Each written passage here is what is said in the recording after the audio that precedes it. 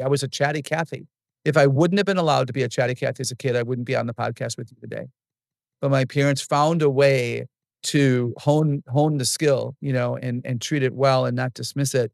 And so when you feel important as a kid, you grow up wanting to contribute.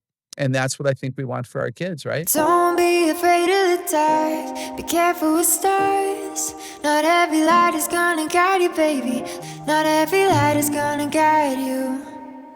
So, Dr. Cathy, in a recent article in Unheard, that's a British publication, Poppy Sowerby bemoans the challenges that young people face in having children. She highlights that there is an incredible decline in fertility in Great Britain, and she's really seen this as something that's being, manifest really around the world. She talks about how different books and there's a Netflix documentary she mentions called The Man with 1,000 Kids, that all of these different realities inside of the culture have made it really hard for her to desire children. The best encouragement that she could find to give herself in the article really ends up being kind of self-serving. She says that we need to have more kids so that we can pay taxes for our health care later on. And it's also so that we don't end up with nursing homes that have robots for caretakers. I was really startled by this story simply because the woman highlighted all the cute parts and I would say kind of the fun parts of having kids. And it really wasn't compelling enough for her. But what was compelling was this really dystopian reality that we could be stuck in a society where we just see children as a novelty. And it's really, an exciting thing when you walk downtown and you see a child, that would be kind of the most exciting thing inside of her culture. It broke my heart a little bit because we've given our lives and our hearts and minds to celebrating kids, right? What is it that compels you to want to celebrate kids? What's really the most compelling vision that you could give maybe for our friend here to think through that a little bit better? Yeah, a little bit better? I would hope so. This is so sad. Oh, good heavens. So for me, the most compelling reason to celebrate kids is that Jesus did. Jesus is our example of how to live life and how to support and interact with others. And back when Jesus walked on earth, children were the forgotten generation. They were pretty much unseen, unheard of. They weren't consulted with. They were kind of behind mama's skirts, if you will, hidden. And so when the learned men said to Jesus, who among us is the greatest, he called up a child. And I could just imagine what they were thinking. They were probably whispering, did he hear the question right? No, he did hear the question right, and he called up a child. He calls us to be like children, not childish, but to have childlike faith that you don't question everything. He allowed kids to shout in the temple, and there's no recorded words of him saying, be quiet, be quiet. He celebrated children when others weren't doing that. He treated them as if they had great value because they do have great value. So for me, that's the history of the name Celebrate Kids. My brother and I were celebrated. We were wanted. We know we were wanted. We were allowed to experience great things in life. And when I became a teacher of second graders was really the first time when I saw that not every kid was celebrated. Even prior to that, when I would, be in Sunday school or be in scouts or be in honor programs in high school, I wasn't aware of how much under the radar suffering was going on, but I saw it up close as a teacher of second graders. And I grieved the reality that these 7 and 8-year-old kids did not know how valuable they were. And Wayne, if you don't know you have value, nothing matters. If you don't know you have value, you don't need to live. If you don't know you have value, you do not need to live another day. So that's compelling.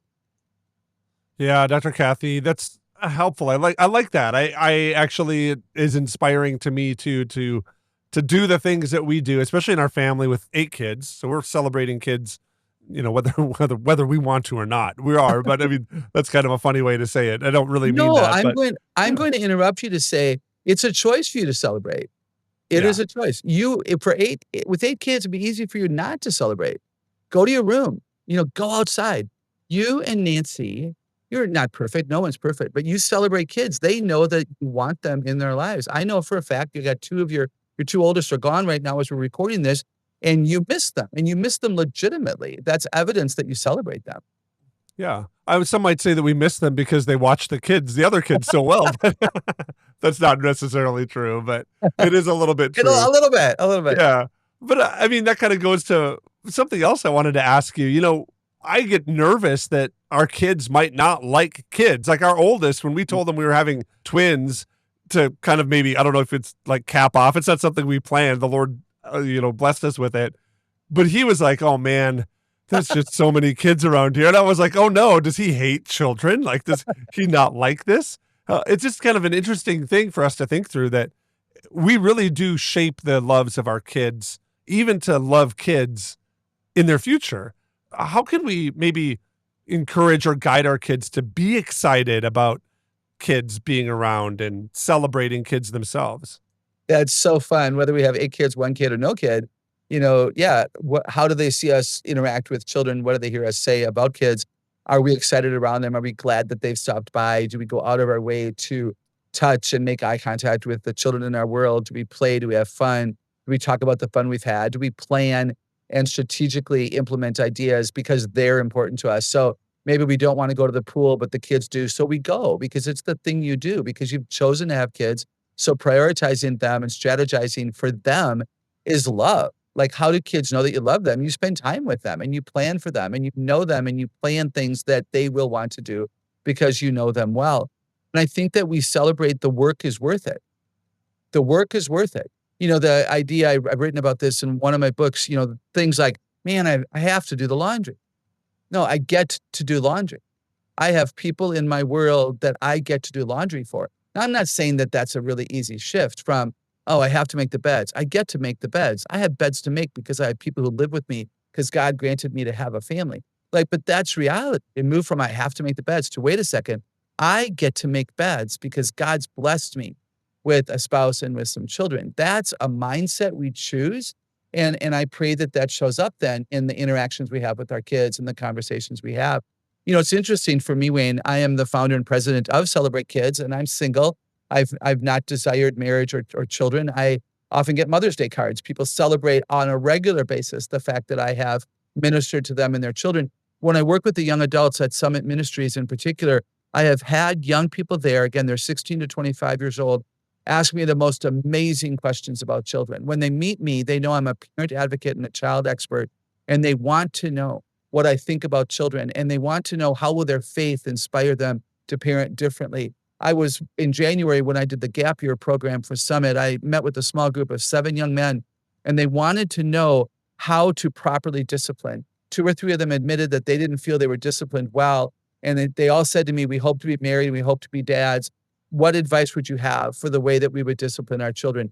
They're 16 to 25 years old. They're not even dating, and they're asking questions about how will my faith help me do this well? And Dr. Kathy, we have access to you, so tell us how we can do it well. I have great hope for people who hope to marry and then have children. And I'm sad, really sad for this woman who doesn't get it.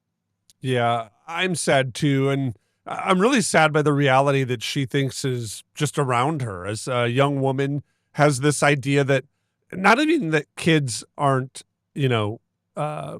desired to be seen or heard, but the kids legitimately aren't seen or heard around her in her life, in her everyday life. I imagine a large city where this could be a little bit more of a reality. It's not the place that I live. Our kids are outside playing. I mean, they're getting into trouble. They're in their neighbor's yard, getting baseballs out of their yard. And it's really fun. Like, our neighbors have come by and said, hey, we're so thankful that you have your kids outside playing. One of them said, because we like to sit inside and watch your kids play outside. It's really funny and comical. But I just wanted to maybe ask you, give some encouragement or, I don't know, courage to those of us that have parents that have kids around. I kind of feel like we should just let our kids run amok. Like, they should be seen and heard in our culture, in our grocery stores, in our churches. Why should we really have our kids, I think, kind of live loudly in the culture right now? Give us some courage to do that a little bit as parents right now. Yeah, I think obediently, loud and obedient. You're not saying, add to the chaos. You're saying let them be kids. Childlike enthusiasm. Jesus never sinned and he was fully a young boy. I like to think that he ran out into the road. Back then it probably wouldn't have killed him, but he might have run out into the road even though, his mom didn't want him to. So yeah, do we let our kids fully experience being kids? That's how they figure out how the world works. That's how they figure out if they run too fast. Dad said, be careful. And they run too fast and they fall and it hurts. Like, hello, Dad was right. So you let them run amok. I like to tell parents that if you were to ever invite me over to your home, I would want to see evidence that children live there. I would want to see a sippy cup on the counter and a half-eaten peanut butter and jelly sandwich on the floor, maybe, and a jigsaw puzzle and a checkerboard game, and worn dirt in the backyard where the kids were playing ball, because it's their home. They need to feel safe in their own home. They need to feel like it's theirs too. And I think it is theirs too. It's, mom and dad might pay for it and they chose it, but it's the children's home. It's not a house. So does it look like they live there? This is how they know they're important, because they're celebrated there and they're wanted there and they're allowed to be who they were created to be. I was a chatty Cathy. If I wouldn't have been allowed to be a chatty Cathy as a kid, I wouldn't be on the podcast with you today. But my parents found a way to hone the skill, and treat it well and not dismiss it.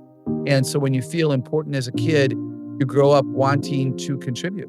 And that's what I think we want for our kids, right? As Dr. Cathy was talking today, I was reminded of a passage that comes out of Matthew chapter 19, and I'll begin reading at verse 13. Then people brought little children to Jesus for him to place his hands on them and to pray for them. But the disciples rebuked them. Then Jesus said, "Let the little children come to me, and don't hinder them, for the kingdom of heaven belongs to such as these." When he had placed his hands on them, he went on from there.